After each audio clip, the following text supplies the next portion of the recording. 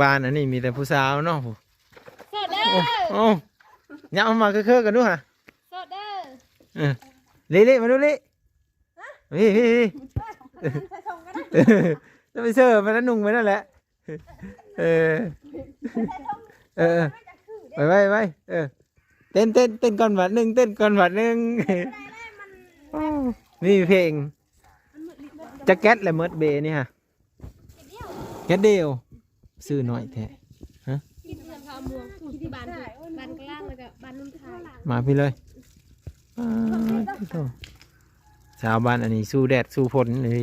มาถูกข้าวขนาดน่ะข้ากัน เบิ่งแน่แดดมาแดดเล่นนะปลาลวก ห้าวนะต้องยอม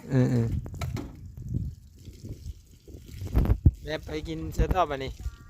มันนอนแหละทะเล เอาเหยื่อเย็นว่าอันไปหาทรงเพาะทรงผ่า บ้านสมผักแล้ว ไปหาเสริมมันนี่ หัวดอนแดง แต่ก่อนเคยร้อยบ่ไปยังมันเราจะมาโซนอยู่ตัวนี่เห็นบ่อย่ามาไปนำกัน